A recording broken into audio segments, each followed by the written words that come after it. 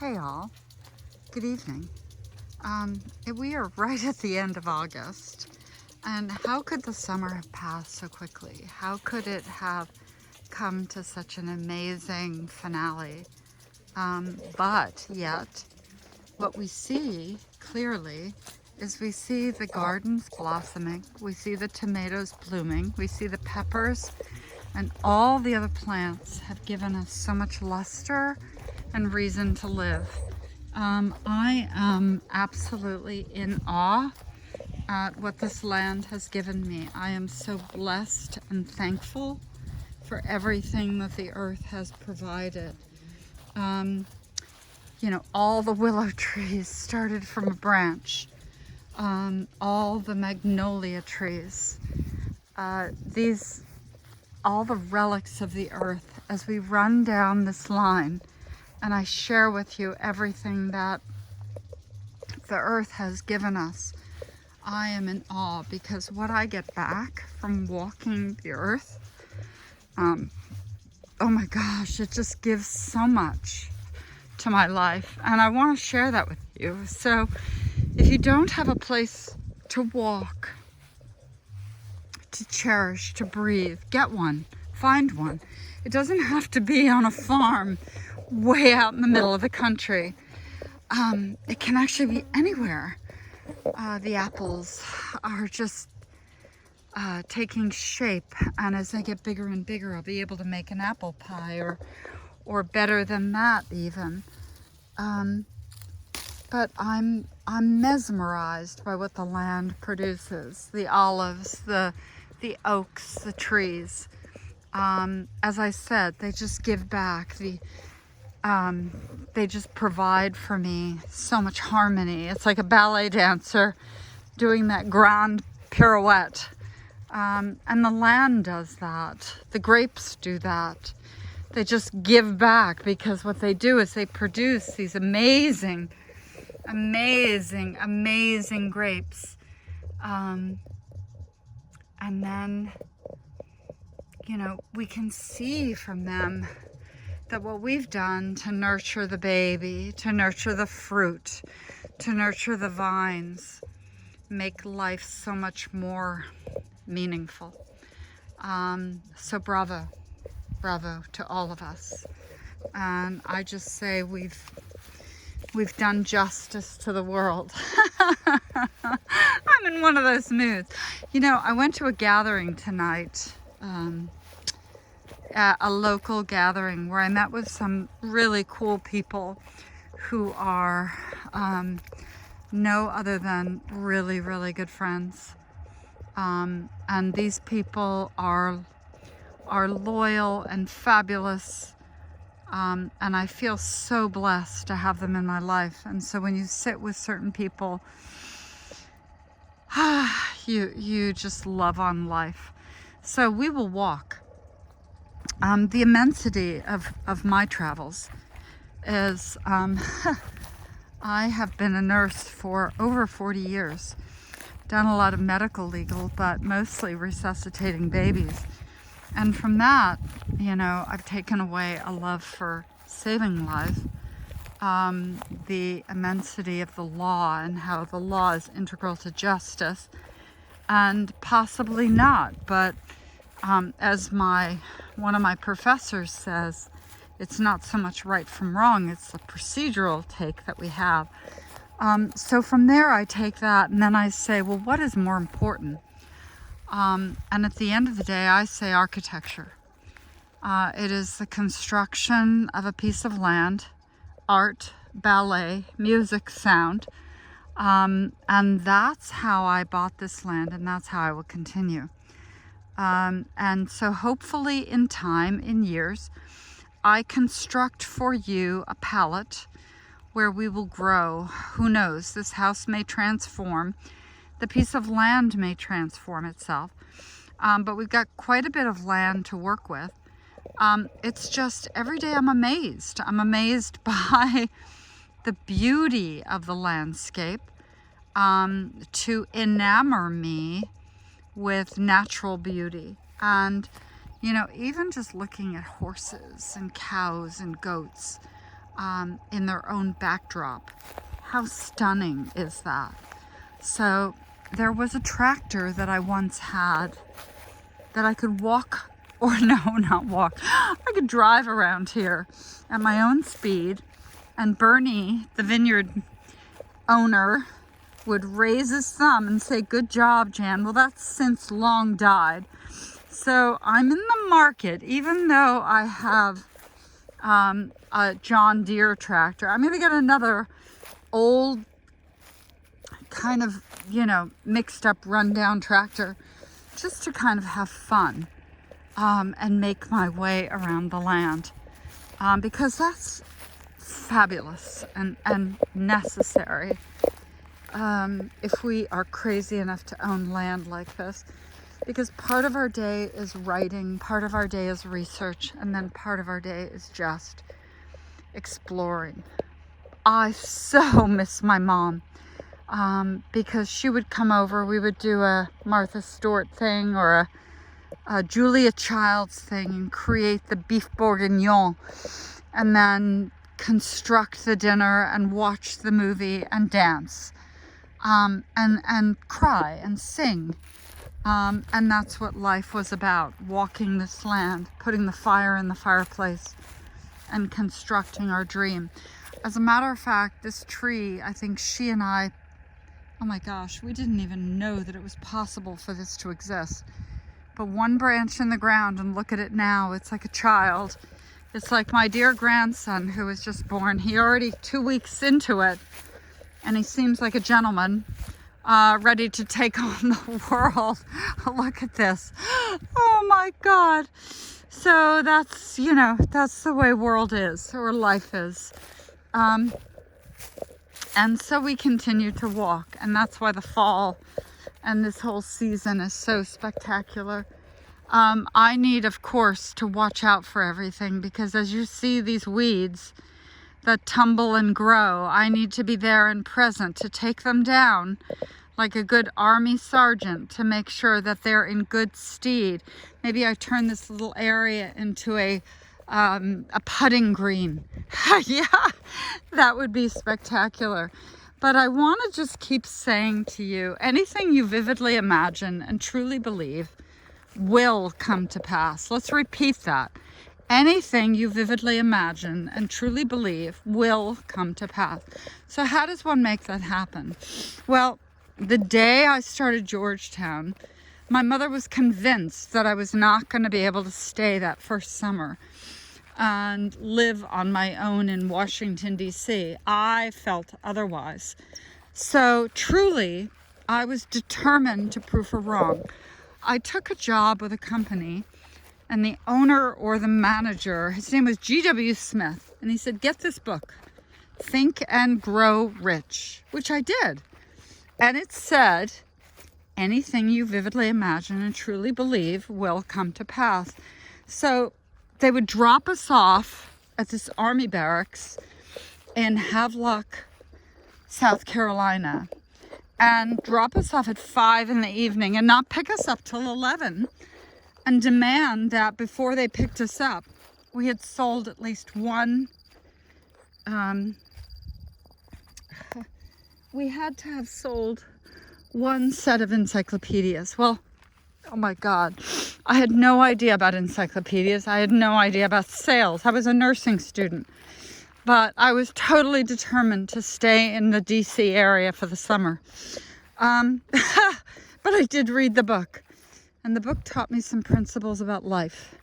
And it said that if you want to focus and you want to become something, you have a burning desire and you believe, number one, in yourself. Nobody else, just yourself. And so that was my commitment. And so therefore I started. And there were a bunch of other people just like me, some parents that were with the Foreign Service, some people with the FBI, whatever it was. We all banded together and we all worked hard, and we knew that we needed to, in order to make a dime, we had to sell a set of encyclopedias. And we were on an army barracks, and There was nothing else to do besides doing what we were told to do. So we bonded with these families. And I remember being truthful to myself, but truthful to them. My goal was to tell them very honestly, if they wanted their family to be knowledgeable, they read one page at a time in this amazing set of encyclopedias. And in some way, knowledge would set them free. So I was very simple in my instruction, and we talked about a concept of pennies a day for this immense knowledge.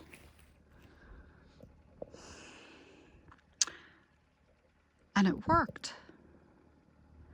And soon I became the best or the top salesperson, along with Harriet Barton, for this company called Global Industries. But it was like consistent practice of not giving up, and saying, I am not going to give up. That I can't get this weed out of the ground. Gonna try one more time. No. There. One more. There we go. Okay, we'll come back tomorrow and we'll do it again tomorrow. But, okay. Not giving up. Okay. So I pulled all these. You just don't give up, my friends. Don't give up. So when you come back here, okay, don't ever give up. Love yourself. And each and every tree. Oh, I miss you, Mom. Each and every tree. I will just say that some people say we're crazy. Yes, we are. But each and every tree was just started with one branch. I promise I will keep them pruned and gorgeous per Bernie. But I'm going to start riding this land, and I'm going to start making it just pristine, like a golf course. Life is like that. So just like G.W. Smith saying we had to read that book in order to magnify our lives, I knocked on, hundreds of doors and made many sales and was the top salesperson in the company during that summer in between first and second year Georgetown. It made a lasting impression. Did it stop me from being a caregiver? No, not in any way. But there's a piece of me that understood the concept of believing in oneself and having a burning desire to achieve in life. As I've said to you before, look at this. This all needs to be picked down or cut back, which I need to do. Yeah, this all needs to be taken care of. A big job, but can be done, which I will do. But,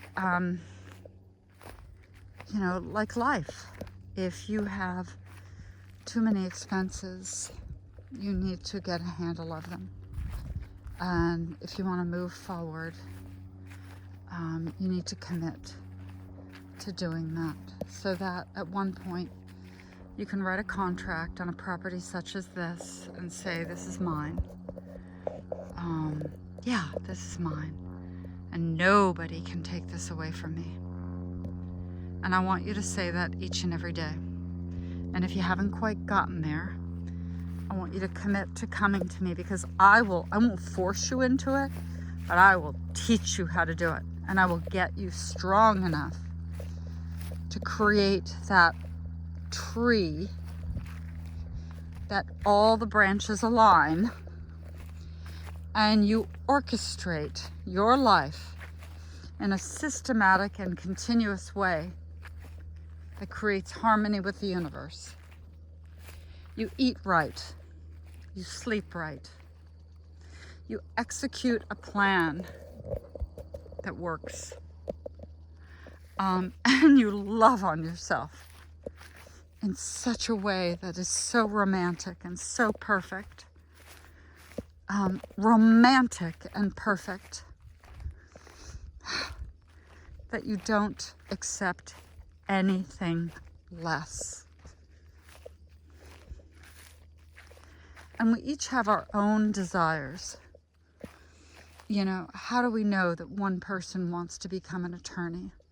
How do we know one person wants to become a surgical technician, or a surgeon for that matter, a cardiologist, a neurologist?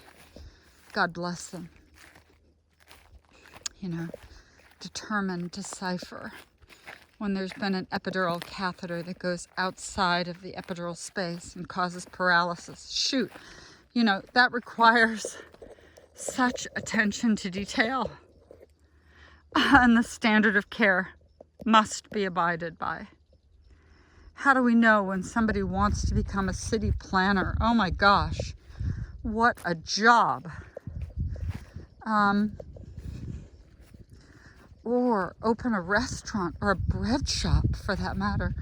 Creating, I mean, go to Berkeley for Nye, the most, however I say it, the very best of breads in the whole wide world.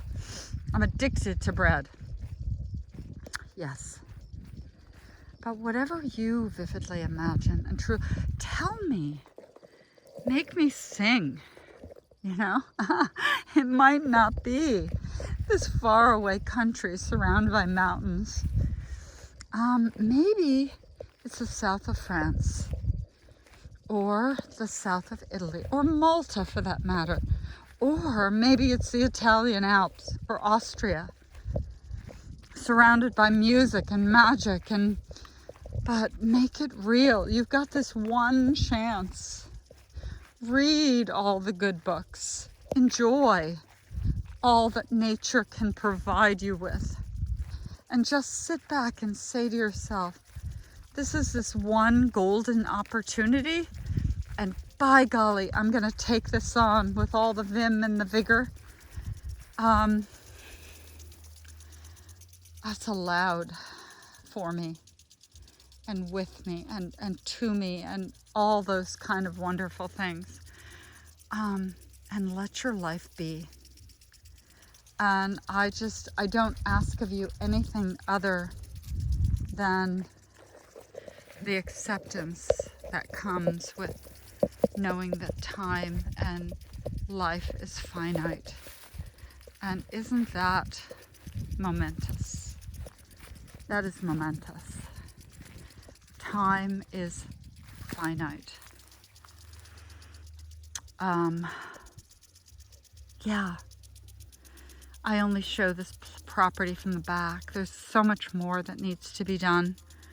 I've been focusing all my time on the outside, and I think in time we will focus on the inside as I get more attached to the architectural boundaries that haunt and inhibit this property. I don't want to use the word haunt, but inhibit would be a better word. So much love to you. The magic that's here comes in many forms, and I want you to be a part of it. And so I include you on these videos, and I open this to you for whatever comments you might have in bringing this place to life. Have a lovely night, and thank you so much for being a part tonight. There wasn't that much time, but I think this is good. So have a lovely night. Thank you.